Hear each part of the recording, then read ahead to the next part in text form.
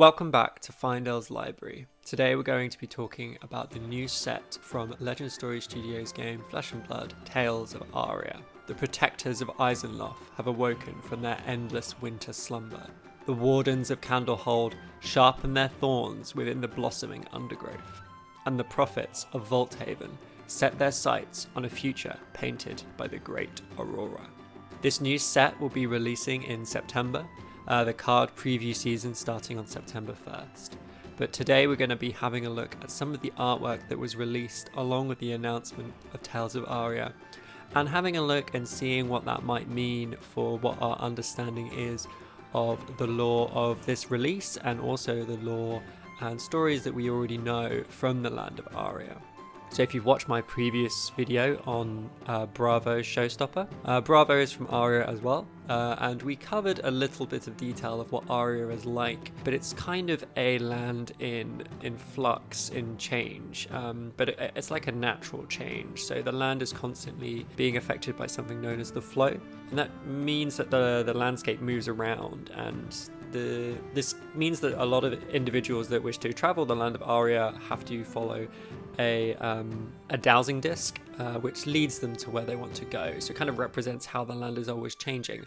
However, there are key landmarks, and it's sort of suggested that there are some particularly long-standing landmarks in Aria. So the lore book actually says that there are long-standing landmarks, things that haven't changed in a great time, and these are described as great mountains and magical formations, and they have persisted through centuries of constant change. But there's also this suggestion that these long-standing landmarks are now succumbing to the change, and that the flow is transforming the world in a more rapid and chaotic way. So let's start by looking at some of the pictures and images that were released alongside the announcement of the new set, and what we can kind of interpret from those pictures. So let's start with the key art. So this shows an incredibly large tree standing in isolation. There are other trees around, but they're nowhere near as big as this one. And there's a few small buildings underneath it. Now, when I first saw this, I thought it might be the same tree that we've seen from the Aria lore page for quite a long time, but they do look very different actually, and I don't think they're the same tree. So if you're familiar with the Aria lore page, there's this really amazing piece of artwork of this huge tree, and underneath it is the Everfest Carnival. So this particular image for the new set, this tree looks very similar. It's this great, huge, kind of looks like an oak tree based on the way the leaves are kind of structured and the bark. But this particular one is quite quiet. So I don't think this is Korshem, which is what there is a massive tree at the heart of Aria, which is called Korshem. And a village is built within its branches, and this is the tree that a lot of people discover for the first time when they come into Aria, almost suggesting that when some people come into Aria, they land right in the middle underneath this tree. I'm not convinced this is the same one.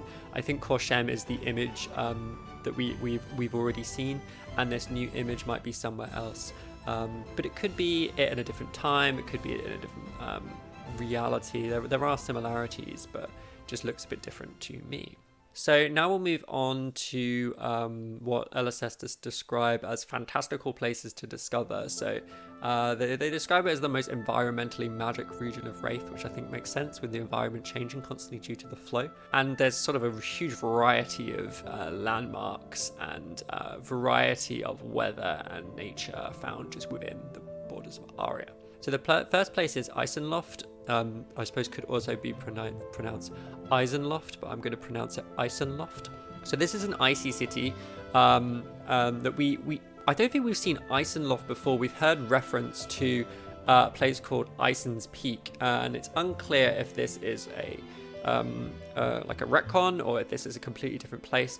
I don't think we've ever had reference to a city or kind of castle on the scale of what we see in the picture for Isenloft, which makes me feel that it's a it's a separate thing. So Isen's Peak is this great mountain that has never changed. So like we mentioned before, it remains untouched by the passage of flow, as if exempt from the transformations that affect the rest of Aria. And underneath this mountain, or next to it, is this small village called Larinkmorth, which is famous for a liqueur. It doesn't see this image could be showing this village on the left and this huge castle on the right. It's described as Isenloft, which makes me think that it's a separate thing. But we're really seeing this icy landscape, and we see reference to Isen's Peak and other parts to do with this mountain in some of the other cards in Flesh and Blood. So, for example, in the we hear reference to tall icy mountain that holds the sledge of Anvilheim, which is a weapon from Crucible of War that Bravo can wield. It's a big, heavy hammer. And we also get reference to Isen's helm, which is a headpiece that Bravo can wear as well. And a lot of the Guardian cards show these kind of icy aesthetics. Staunch Response, for example, which is making a lot of people think that we may get a new Guardian hero based in and around Isenloft, which I think is a fair assumption. We also have another image, which is shown a little bit later in the article, which is called Lake Frigid, which it just appears to be a glacial lake, possibly in the same area of Isenloft. We get reference to another land, which is called the Bleak Expanse, and I wonder if this is meant to be the same place.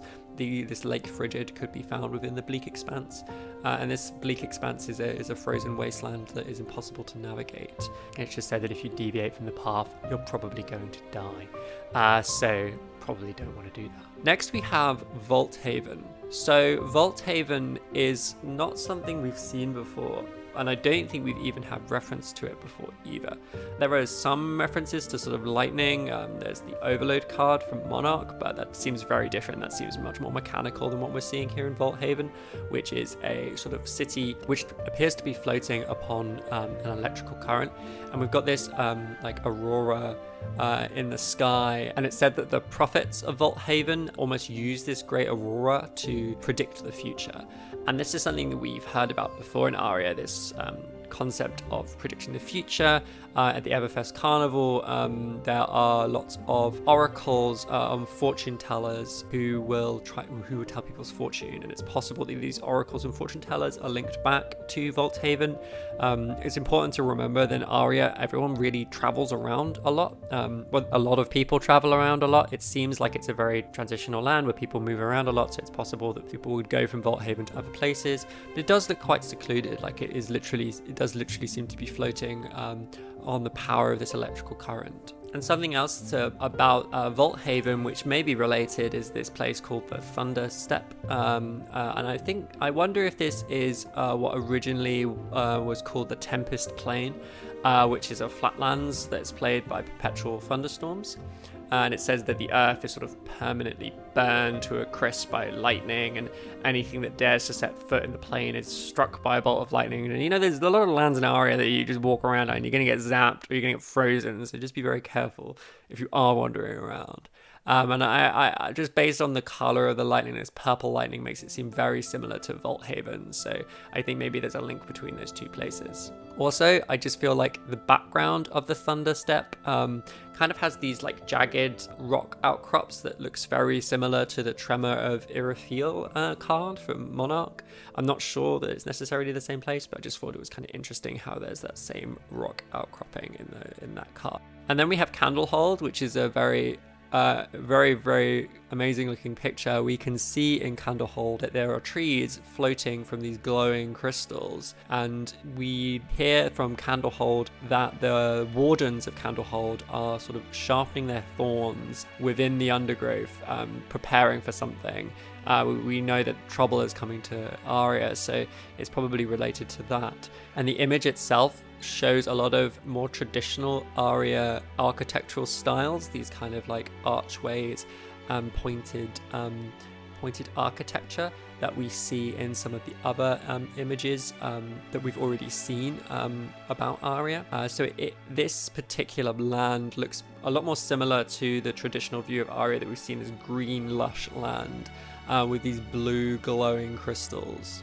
And lastly, we have a kind of interesting place which is called Mount Heroic, which is sort of just a big mountain range, and there's very tiny in the forefront we can see an image, and I was wondering if perhaps this was KATSU. We kind of see KATSU wandering around as is his wont, as KATSU the Wanderer. We saw it in Seek Horizon in Monarch, which kind of looked like KATSU was wandering towards Aria, and I'm wondering whether he will make an appearance. But he's not wearing his signature hat in this image, so I do wonder, is it KATSU or is it someone else? Where is KATSU?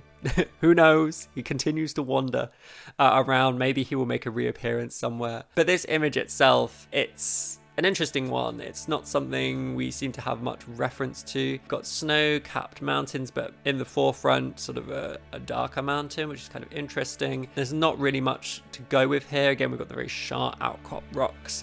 And I wonder whether this Mount Heroic will have a role to play. It's not something that we've had mentioned before, but it is a landmark within Aria. And we know in a land that's always changing, these permanent places must hold some kind of significance. Now, very, very cool. We already have a new hero image announced, and we are pretty much confirmed. This image has been shown on the young hero version of this image has been shown on Blitz pre-constructed art.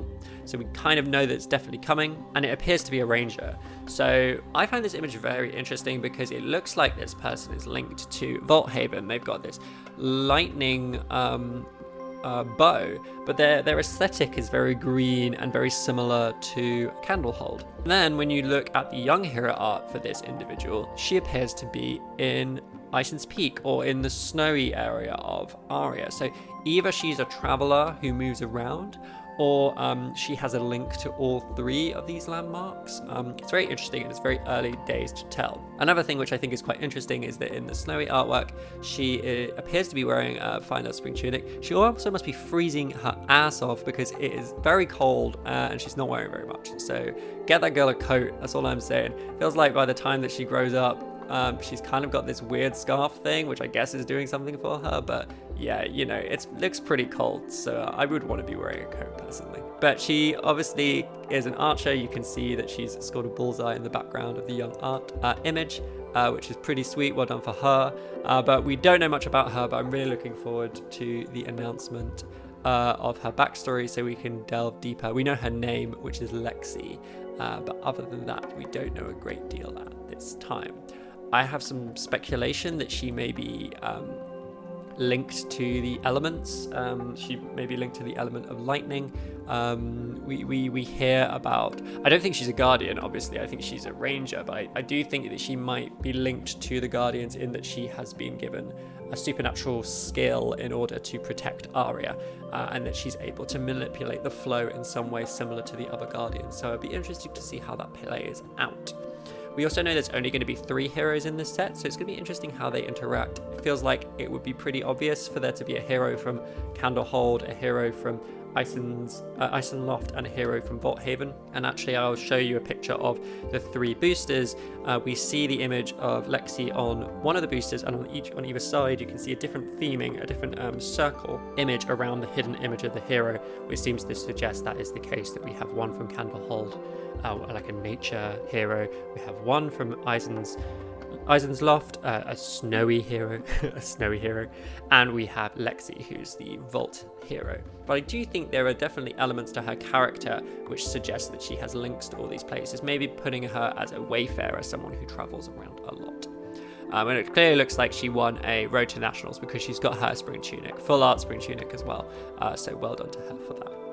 So that's all we have for this episode. It's just a quick run through of the art. I recommend that you go on LSS's website and have a look at the images for yourself. You can really zoom in on some of the higher resolution images that this video will not do justice, and really have a look in the background because there's so many hidden details, and the artwork, as always, is absolutely gorgeous.